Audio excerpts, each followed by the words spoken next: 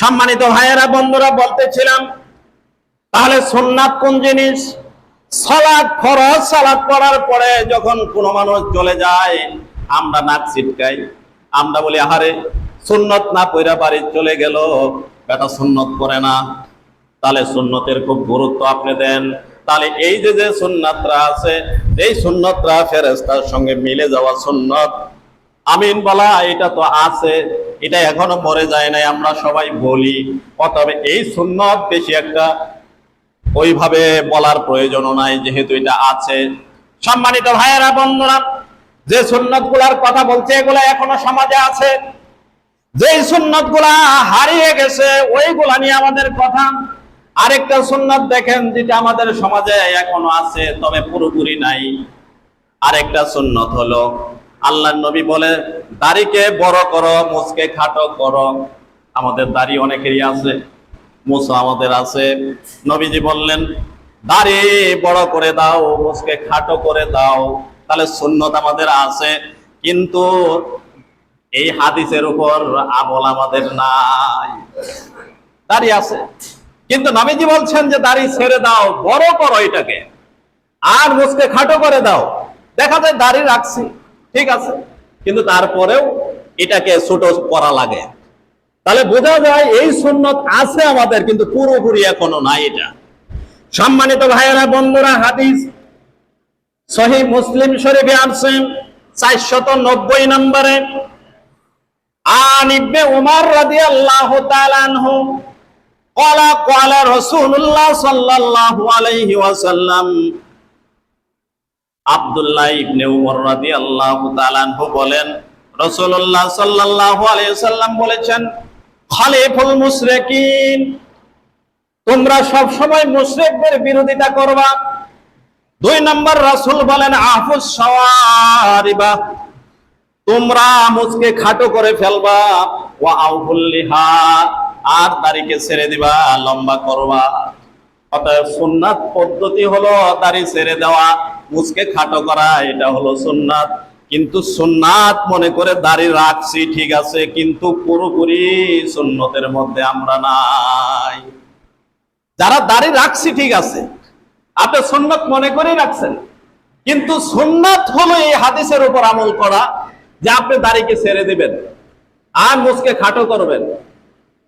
তাহলে যদি কেউ পরিপূর্ণভাবে সুন্নতের উপর আমল করতে চায় তাহলে অবশ্যই তার মুছ কেটে ফেলতে হবে এবং দাড়ি তার লম্বা করতে হবে, দাড়ি ছেড়ে দিতে হবে। এখন মাসালার বিষয় কি? তাহলে কি এটাকে ছোট করা যাবে না? যাবে, জায়েজ আছে, কিন্তু সুন্নাত হবে না। এটা জায়েজ হতে পারে, কিন্তু সুন্নাত হওয়ার কোনো যৌক্তিকতা নাই। সুন্নাত হলে রাসূল যেভাবে বলেছেন, যেভাবে করেছেন, তার জীবন যেভাবে ছিল ঠিক সেভাবে করার নাম হলো সুন্নাত। সম্মানিত ভাইয়েরা, বন্ধুরা, চালাকির কোনো সুযোগ ইসলামের মধ্যে নাই। ইসলাম হলো পরিষ্কার, ইসলাম হলো স্পষ্ট। হাদিস যেভাবে বলে আপনাকে ওইভাবেই করা লাগবে। কোন রকম চতুরতা, কোন রকম চালাকি, কোন রকম ধোঁকাবাজি দিয়ে ইসলাম চলবে না। হাদিস বলে দাড়ি ছেড়ে দাও, অতএব সুন্নত যখন আমি মানবো অবশ্যই দাড়ি ছেড়ে দেওয়া লাগবে, ওখানে আপনি কেসি লাগাবেন না। আর মুছ কেটে ফেলা লাগবে, আপনি মুছ কেটে ফেলবেন। যদি এরপরেও মুছ থাকে তাহলে সুন্নাত হবে না। এটাকে যদি বিভিন্ন কায়দায় আপনি রাখেন, জায়েজ আপনি বুঝাইতে পারেন, কিন্তু সুন্নাত না। এই জন্যই বলছি দাড়ি লম্বা করা, মুছ খাটো করা এটা সুন্নাত হলেও পুরোপুরি এখন পর্যন্ত আমাদের সমাজে কায়েম নাই। এখন পর্যন্ত আমরা এটা পুরোপুরিতে আসতে পারছি না। যদি তাই থাকতো তাহলে সেলুন গুলোতে এত মানুষের কাটাকাটি থাকতো। সেলুনের যে অবস্থা, ওখানে গেলে দেখা যায় সবাই তো দাড়ি কাটতে যায়, মিল করে, মুছ কাটতে যায়, কেউ বাচ্চা ইচ্ছা ফেলে ওখানে। আগে আসলে এমনি জ্যাডা মিয়া, চাচা মিয়া হয়েছে, এইভাবেই চলছে। যিনি সুন্নাত পালন করে, যে রাখে নাই তো রাখেই নাই, ওই তো সুন্নতের ধারে কাছে নাই। কিন্তু যদি কেউ রাখে তাহলে এই পদ্ধতিতে সুন্নাত পালন করা লাগবে। তাহলে একজন ফরজ সালাত পড়ে সুন্নত পড়ে নাই, চলে গেছে, মাথা খারাপের কিছু আছে? তা আমরাও তো সুন্নত পালন করি না, দাড়ি রাখছি ঠিক আছে, তারপরেও কাটছি। মোছও আছে, মোছ আমরা কেটে ফেলছি না। তাহলে এই সুন্নত নিয়ে তো আজ পর্যন্ত কথা আমরা বলি না, যে এত মানুষের মধ্যে আমরা চলাফেরা করে সব মানুষের তো এই সুন্নাত আদায় করার প্রয়োজন ছিল। তার মানে হলো প্রতিটা সুন্নতই গুরুত্বপূর্ণ, খালি সালাতের পরে যে সুন্নত পড়েন এটাই নয়, সবগুলাই গুরুত্বপূর্ণ। যখন মানবেন সবগুলাই আপনার কাজে লাগবে। জেনে রাখেন যে এইভাবে স্টেপ টু স্টেপ, রান্নাঘর থেকে রাষ্ট্রীয় পর্যন্ত, একেবারে সংসদ ভবন পর্যন্ত এক এক করে যদি বলি, তাহলে আপনি বুঝবেন কোন জিনিসগুলো সুন্নাত। সম্মানিত ভাইয়েরা, বন্ধুরা, এই সুন্নাত গুলো এখনো আছে, এই জন্য বিস্তারিত এখানে আলোচনা করছি না। 3 নাম্বার, মিসওয়াক এখনো আমাদের আছে, কেউ কম কেউ বেশি মিসওয়াক এখনো করে, অতএব এটাও চলমান আছে। মিসওয়াক করা নাসাইয়ের বর্ণনায় 50 নম্বরে হাদিস আসছে, মিসওয়াক করা এটা সুন্নাত। আজানের জবাব দেওয়া এটা হলো সুন্নাত। যখন কেউ আজান দেয়, মুয়াজ্জিন আজান দেয়, মুয়াজ্জিন যা বলবে আপনিও সাথে সাথে তা বলবেন। মুয়াজ্জিন যেই শব্দগুলা বলে আপনিও তা বলবেন। শুধু একটা জায়গায় আপনাকে পার্থক্য করা লাগবে, সেটা হলো হাইয়া আলাস সালাহ যখন বলবে আপনি বলবেন লা হাওলা ওয়ালা কুওয়াতা। যখন আশহাদু আন্না মুহাম্মাদুর রাসূলুল্লাহ বলে আপনি সাল্লাল্লাহু আলাইহি সাল্লাম শুধু বলেন না, উনি যা বলবে আপনিও তা বলবেন। মুয়াজ্জিন যা যা বলবে আপনিও তা বলবেন। কিন্তু মুয়াজ্জিন বলে আশহাদু আন্না মুহাম্মাদুর রাসূলুল্লাহ, আপনি বলেন খালি সাল্লাল্লাহু আলাইহি সাল্লাম না, যা বলবে তাই বলা লাগবে। শুধু একটা জায়গায় পার্থক্য করা লাগবে, শুধু হাইয়া আলাস সালাহ আর হাইয়া আলাল ফালাহর বেলায় লা হাওলা ওয়ালা কুওয়াতা। সম্মানিত ভাইয়েরা, বন্ধুরা, আলোচনা যেহেতু দীর্ঘায়িত হয়ে যাবে, ওখানে আলোচনা করছি না। আমরা আরেকটা খুতবা ওই আযানের উপরে আপনাকে শোনাবো। 5 নাম্বার হলো তাহাজ্জুদ পড়া, এটা সুন্নাহ। রাসূল সাল্লাল্লাহু আলাইহি সাল্লামের রাতের সালাত এটা ছিল, এটা আপনি যদি পড়েন এটা সুন্নাহ। আবার কেউ বলছে এটা নফল, যেহেতু রাসূল কন্টিনিউ এটা পড়তেন, অতএব রাসূলের আমলের মধ্যে পাওয়া যায়, অতএব এটা সুন্নাহ। আলোচনা ওইদিকে যাচ্ছি না। তাহাজ্জুদ পড়ার ব্যাপারে সূরা বনী ইসরাঈলের ৭৯ নম্বর আয়াতে রব্বুল আলামিন বলেছেন। সম্মানিত ভাইয়েরা, বন্ধুরা, এবার আসেন যে সুন্নাতগুলো হারিয়ে গেছে, ওগুলো নিয়ে আমরা কথাও বলি না, ওগুলো নিয়ে আলোচনাও করি না। এই সুন্নাতগুলো নিয়ে আজকে কথা বলবো। 1 নাম্বার হারিয়ে যাওয়া সুন্নাতের মধ্যে হলো রাস্তায় যদি কোনো কষ্টদায়ক জিনিস থাকে সরাই দেওয়া, এটা সুন্নাহ। রাস্তার মধ্যে যদি মানুষকে কষ্ট দেওয়ার মতো কোনো জিনিস পড়ে থাকে, কোনো বস্তু পড়ে থাকে, মানুষকে কষ্ট দিব, এটা আপনার সরাই দেওয়া, এটা হলো সুন্নাহ। আমার ভাইয়েরা, বন্ধুরা, আমি অনেক রাস্তায় করে দেখেছি কাদা, বাড়ির পিছনেই কাদা। জিজ্ঞেস করেছে কাদা কেন এখানে, কয় এদের পানির ঝোল এই দিক দিয়ে আসছে, এরা তো এটা ফুটো করে দেয় না পানি যাওয়ার জন্য। আমি ওই রাস্তা দিয়েই চলি, 2 কোদাল মাটিও ওখানে দেই না। সম্মানিত যুবক ভাইয়েরা, যুবকেরা এদেশে কোনটা না করতে পারে। যুবকেরা যদি জেগে উঠে, দেশ পাল্টে যায়, ইসলামও পরিবর্তন হয়ে গেছে, ইসলাম প্রতিষ্ঠিত হয়েছে। আবু জাহেল বিরোধিতা করেছে, যুবকেরা জেগেছে, ইসলাম মক্কার ভূমিতে প্রতিষ্ঠিত হয়েছে। সম্মানিত ভাইয়েরা, বন্ধুরা, যুবক ভাইয়েরা, আপনাদের প্রতি আমার আহ্বান, ভালো কাজ কি করেছি, এটা একটা ভালো কাজ। যেখানে আমরা গর্ত দেখবো সেখানে একটু মাটি দিয়ে দিব, যার যেখানে সামর্থ্য আছে। কারণ আরেকটা ভাইয়ের যাতে কষ্ট না হয়, যেখানে একটু কাদা আছে ওই কাদাটা দূর করে দিব, পানি যাওয়ার রাস্তাটা একটু ক্লিয়ার করে দিব, তাহলে এটা হবে সুন্নাহ। আমরা বরঞ্চ এটা তো করি না, আরেক লোক রাস্তা দিয়ে যাব তার রাস্তা ব্যারিকেড দিয়ে রাখি। এমন লোক মনে হয় আর এখন দেশে নাই। রাস্তা ব্যারিকেড দিয়ে রাখে অন্য বাড়ির লোকজন যাতে যাইতে না পারে। কিসের সুন্নত সে পালন করবে, সে তো ওটা ব্যারিকেড দিয়ে রাখছে, সে ড্রেন কেটে রাখছে যাতে মানুষজন এই দিক দিয়ে যাতায়াত করতে না পারে। আর এমন চালাক যে রাস্তা বন্ধ করার মধ্যে যেটা দিয়ে সে বন্ধ করেছে ওটা কাটা দিয়ে রাখছে যাতে গেলে খোঁচা লাগে। আর যেটা বন্ধ করে রাখছে যেটা, ওটা দেখবেন অনেক সময় বাঁশের কঞ্চি দিয়ে রাখে যাতে আরেকজনের জামা কাপড় ছিঁড়ে যায়, সেটা তো আটকাই, এটা থেকে সরাই নাই। এই সুন্নাত এখন প্রতিষ্ঠিত হওয়া প্রয়োজন। এই সুন্নত নিয়ে আজ পর্যন্ত কেউ কথা বলে না। তাহলে রাসূল সাল্লাল্লাহু আলাইহি সাল্লাম বলছেন যে তোমরা রাস্তা থেকে কষ্টদায়ক সব বস্তু সরায়া দাও, পানি এগুলো আপনি নিষ্কাশন করে দেন, যাওয়ার রাস্তা বের করে দেন, কলার ছোলা পড়ে আছে সেটা সরাই দেন, ইট পাথর পড়ে আছে সরাই দেন, আরেকজন মুসলমান ভাইয়ের যাতে কষ্ট না। আপনি তো এটা মনেই করেন না, মনে করেন আরেক ভাইয়ের কষ্ট আবার কি, সেই রাস্তা দিয়ে যাইতে পারবো না, এটাই সঠিক। গতকাল আমার সাথে ঝগড়া করেছে। অতএব সুন্নাত খালি মসজিদে নয়, সুন্নাত সব জায়গাতে প্রতিষ্ঠিত হবে। সম্মানিত ভাইয়েরা, বন্ধুরা, এবার হাদিস শুনেন। আপনি কেন এটা করবেন? আমার প্রতিটা কথার পিছনে হাদিসের দলিল আমি দিয়েছি। আল্লাহর নবী সাল্লাল্লাহু আলাইহি সাল্লাম মুসলিমের বর্ণনায় 59 নম্বর হাদিসে আসছে, জলিদে কদর সাহাবী আবি হুরায়রা রাদিয়াল্লাহু তাআলা আনহু ক্বালা ক্বালা রাসূলুল্লাহ সাল্লাল্লাহু আলাইহি ওয়াসাল্লাম। আবু হুরায়রা রাদিয়াল্লাহু তাআলা আনহু বলেন, রাসূলুল্লাহ সাল্লাল্লাহু আলাইহি ওয়াসাল্লাম বলেছেন, আল ঈমানু বিদউ ওয়া সাবউনা ওয়া বিদউ ওয়া সিত্তুনা, ঈমানের শাখা প্রশাখা হলো 70-এর অধিক। আল ঈমানু বিদউ ওয়া সাবউনা, ঈমানের শাখা ডালপালা 70-এর অধিক। আও বিদউ ওয়া সিত্তুনা, অথবা 60-এর অধিক। শোবাতান, শাখা প্রশাখা। আফদালুহা কাউলু লা ইলাহা ইল্লাল্লাহ। আল্লাহর নবী বলেন সবচাইতে বড় শাখা যেটা, বড় ডালপালা যেটা, এটা হলো লা ইলাহা ইল্লাল্লাহ। বান্দা বলবে আল্লাহ ছাড়া কোনো ইলাহা নাই। এটা আমরা বলি সবাই, কামের বেলা কণ্ঠ না, কাজের বেলা গিয়ে শেষ। প্রথম এটা আমরা বলি এখানে 70-এর অধিক। আমার একটা বই আপনারা হয়তো পড়েছেন অনেক আগে, আল্লাহর পরিচয়।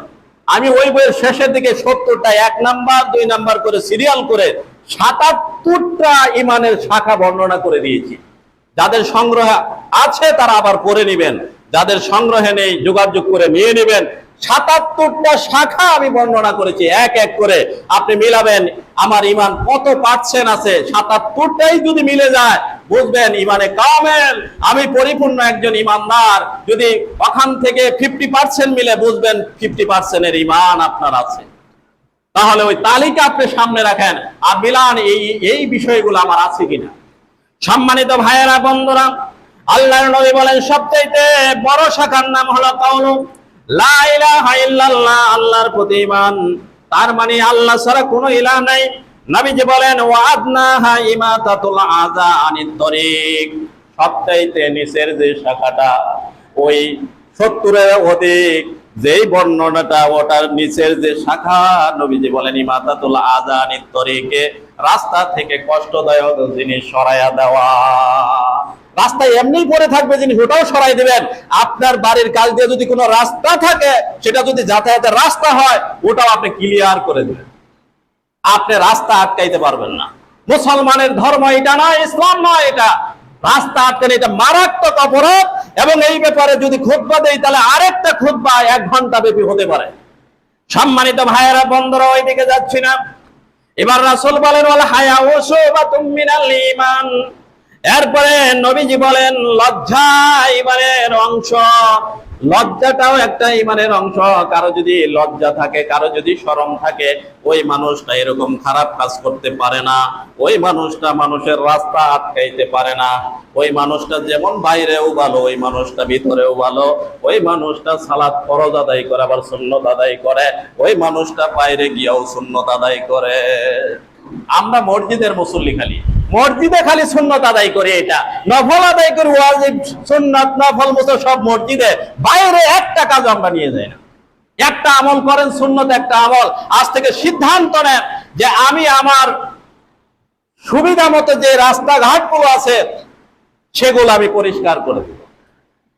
আমি তো আটকাবই না। যদি কেউ আটকায় তার 2 কথা বলার মতো হইলে বলে দেব, অথবা পানি লেগে থাকলে সেটা আমরা চেষ্টা করব। যুবকেরা যদি ইচ্ছা করে সেটা সম্ভব। সম্মানিত ভাইয়েরা, বন্ধুরা, 2 নাম্বার যে সুন্নাতরা হারিয়ে গেছে, 2 নাম্বার সুন্নাত হারিয়ে গেছে দান সাদাকা করা, এটা সুন্নাহ। কেউ যদি দান সাদাকা করে এটা সুন্নাহ। প্রতিদিন মসজিদে ইমাম সাহেব খুতবা দেওয়ার আগে দেখবেন এদিক দিয়ে একটা কাতি যায়, যেটার মধ্যে টাকা আপনারা দেন। যদি সবাই 10 টাকা করেও টাকা দেওয়া হয়, তাহলে যতগুলা মুসল্লি এখানে আসে কমপক্ষে অনেক টাকা এখানে হওয়ার কথা। তার মানে আমরা এই সুন্নত নিতে রাজি না। যদি বলেন আরো 10 টাকা ফরজের পরে সালাত পড়তে রাজি, যদি বলেন যে আমরা সালাত পড়তে রাজি, নামাজ পড়বো, টাকা দিতাম না, এটার মধ্যে আমরা নাই, এই সুন্নত আমরা আদায় করি না এখানে। সম্মানিত ভাইয়েরা বন্ধুরা, বুখারীর বর্ণনা 1416 নম্বর হাদিস। আবার বলছি, বুখারীর বর্ণনা 1416 নম্বর হাদিস। আন আবি মাসউদ আল আনসারী রাদিয়াল্লাহু তাআলা আনহু قال كان رسول الله صلى الله عليه وسلم إذا أمرنا بالصدقة انطلق أحدنا إلى السوق فتحامل فيضيف المدة। আবি মাসউদ আনসারী রাদিয়াল্লাহু তাআলা আনহু বলেন, قال كان رسول الله صلى الله عليه وسلم, যখন রাসূলুল্লাহ সাল্লাল্লাহু আলাইহি ওয়াসাল্লাম ইজা আমারনা বিসসাদাকাতে, আমাদেরকে সদকা করার জন্য, দান করার জন্য আদেশ করলেন। ভালো করে কথাটা শুনেন। আবি মাসউদ আনসারী বলেন, যখন রাসূলুল্লাহ সাল্লাল্লাহু আলাইহি ওয়াসাল্লাম ইজা আমারা বিসসাদাকাতে, আমাদেরকে সদকা করার আদেশ করলেন। এই বর্ণনাটা শোনার পরে রাসূল বলছে সদকা করো, এই শব্দটা শোনার পরে ইনতালাকা আহাদুনা বিসুকে, আমরা যেখানে ছিলাম আমাদের মাঝখান থেকে অনেক মানুষ বাজারে চলে গেলেন। ভালো করে শোনেন, রাসূল বললেন তোমরা সাদাকা করো, এটা সুন্নাহ, দান সাদাকা করো, এটা সুন্নাহ। তিনি বলেন, এই বক্তব্য শোনার পরে সাহাবায়ে কেরামের অনেকেই ইনতালাকা আহাদুনা ইলা সুক, বাজারে চলে গেলেন। ফাতাহামালা ফায়ুদিফুল মুদ্দা, তারা বাজারে গিয়ে পরিশ্রমের বিনিময়ে তারা 1 মুদ্দা তথা 510 গ্রাম পরিমাণ তারা ইনকাম করলেন। সেটাকে বলে যে ফাতাহামালা ফায়ুদিফুল মুদ্দা, মুদ্দা মানে 510 গ্রাম। এই পরিমাণ পরিশ্রম করে তারা অর্জন করলেন, কারণ রাসূল বলেছেন দান করার জন্য। এরা বাজারে চলে গেছে, পরিশ্রম করে তারা ইনকাম করবে, ইনকাম করার পরে তারা দান করবে। ওয়া ইন্নালি বাদিহিমুল ইয়াউমা লামিয়াতা আলফিন, ইতিহাস বলে ওই মানুষগুলাই পরবর্তী সময়ে লাখপতি হয়েছে। দান করলে কমে না, ওরাই লাখপতি হয়েছে। তা আপনার তো বাজারে যাওয়ারও কোনো মন মানসিকতা নাই, টাকা যে পকেটে আছে এটাও দিতে আপনি রাজি না। তাহলে সাহাবায়ে কেরাম নবীজির আদেশ শোনার সঙ্গে সঙ্গে যাদের টাকা নাই তারা বাজারে চলে গেছে। বাজারে যায় তারা পরিশ্রম বিক্রি করেছে, বিক্রি করে টাকা ইনকাম করেছে, ওটা নিয়ে ওই আদেশ পালন করার জন্য লেগে গেছে। আর আপনি বক্তব্য শোনার পরেও যখন আপনি এই সুন্নত মানবেন না, দান সাদাকা আপনি করবেন না, সাহাবায়ে কেরামের আদর্শ আর আপনার আদর্শের মধ্যে অনেক তফাৎ। সুবহানাল্লাহ দিয়ে কাম হইতো না, আলহামদুলিল্লাহ দিয়ে শুধু কাজ হবে না, তাসবিহ দিয়ে কি করবেন? পরিশ্রম করে এনেছেন দান করার জন্য, আদেশটা পালন করার জন্য। রাসূল আদেশ করছে, এটা আপনি শুনছেন, এরপরেও যদি আপনার টাকা বের না হয়, তাহলে আপনি কোন সুন্নত মানবেন? যেটা টাকা ছাড়া, এটা এই সুন্নত হারিয়ে গেছে এখন। তাহলে হারিয়ে যাওয়া সুন্নত আসুন আমরা জিন্দা করি। টাকা ইনকাম করার পরে হিসাব করবেন, এই টাকা আমি কি করব। 100 টাকা ইনকাম করেছেন আপনি, এটাকে 3টা ভাগে ভাগ করে ফেলেন। 1 ভাগ আপনি পরিবারের জন্য রাখেন, আরেক ভাগ আপনার জন্য পরকালে পাঠায়া দেন, আরেক ভাগ যে থাকবে এটা আপনি প্রয়োজনে সঞ্চয় করেন, এটা আপনার কাজে লাগবে। কিন্তু আপনি টোটাল 100 টাকাই সঞ্চয় করলেন, ইসলাম এমন কোনো নির্দেশ দেয় না সব আপনি জমা রাখবেন, এমনটা হয় না। সম্মানিত ভাইয়েরা বন্ধুরা, নবীজি সাল্লাল্লাহু আলাইহি সাল্লামের বর্ণনা হলো এমন, একজন ব্যক্তি কৃষি কাজ করেন, তিনি তার কোদাল নিয়ে কৃষি কাজ করার জন্য তার মাঠে গিয়েছেন। আরেকজন ব্যক্তি হঠাৎ করে আকাশ থেকে আওয়াজ শুনলেন, অদৃশ্য থেকে আওয়াজ আসছে, বৃষ্টির পানিটা অমুকের ক্ষেতের মধ্যে ঢেলে দাও। এই শব্দ শোনার পরে লোকটা ভাবলেন ওই লোকটা এমন কি আমল করে যার কথা আসমানে হয়েছে, আসমানে শোনা যায়। তিনি ওই সাজের ওই মেঘের সঙ্গে সঙ্গে চলতে শুরু করলেন। দেখা গেল মেঘটা আস্তে আস্তে যাইতে যাইতে এমন একটা জায়গায় যায় এটা বর্ষণ হওয়া শুরু হলো। পানিগুলা লালা দিয়ে যাইতেছিল, লালা দিয়ে যেখানে গিয়া শেষ হয়েছে ওখানে গিয়া দেখলেন ওই লোকটা কোদাল দিয়ে মাটি সরাইতেছেন। আশ্চর্য হয়ে গেলেন। আকাশে এই লোকের খবর হলো, এই পানিগুলা এখানে আইসে বর্ষণ হলো। এবার লোকটাকে জিজ্ঞেস করলেন, ভাই আপনাকে একটা কথা বলবো, কথাটা আপনাকে বলাই লাগবে। আপনি এমন কি আমল করেন যার জন্য রব্বুল আলামিন আকাশে আপনার নাম বলেছে, ঠিক ওই পানিটা বৃষ্টি বর্ষণ হয়ে আপনার জমিনেই পড়েছে? লোকটা বললেন, আহারে আমি তো এই গোপন কথাটা বলতে চাই নাই, আমার এই ইবাদতের কথাটা বলতে চাই নাই, তুমি এমন একটা বিপদে আমারে ফেলে দিলা, না বলেও তো পারছি না। শুনে রাখো, আমার এই ফসলগুলা যখন হবে, এই ফসলটা 3টা ভাগে ভাগ হবে। সম্মানিত ভাইয়েরা বন্ধুরা, হাদিসের ঘটনা আপনাকে শোনাচ্ছি। 3টা ভাগে ভাগ হওয়ার পরে 1 ভাগ আমি পরিবারের জন্য রাখবো, আরেক ভাগ আল্লাহর রাস্তায় দিয়ে দেব, আরেক ভাগ রাখবো আবার জামার আবাদ করা লাগবে, এই জন্য আরেকটা ভাগ রাখবো। এইভাবে আমি যতদিন করছি আমার কোনো চিন্তা নাই, রব্বুল আলামিন পানির ব্যবস্থা করে দেয়। তাহলে আপনি কি বুঝলেন এখান থেকে? আপনি ইনকাম করে সব আপনি রাখবেন এমনটা নয়। তার মানে আপনি যখন ফরজ সালাতের পরে সুন্নাত সালাত করবেন, এটা কেউ পড়ুক আর না পড়ুক এটা নিয়ে আমার কথা নয়। কারণ হলো আপনাকে এই সুন্নাত মানা লাগবে, দান সাদাকা আপনার করা লাগবে। সমাজে যদি দান সাদাকা বেড়ে যায়, সমাজে দরিদ্র থাকবে না, সমাজে কোনো ভিক্ষুক থাকবে না। ভিক্ষুক মুক্ত বাংলাদেশ গড়ার জন্য সরকার উদ্যোগ নেয়, কিন্তু আমরাও যদি স্থানীয়ভাবে এই উদ্যোগ নেই যে ভিক্ষুক আমার সমাজে থাকতে পারবে না, কিন্তু আমরা যদি দান সাদাকা না করি তাহলে ভিক্ষুক তো অবশ্যই থাকবে।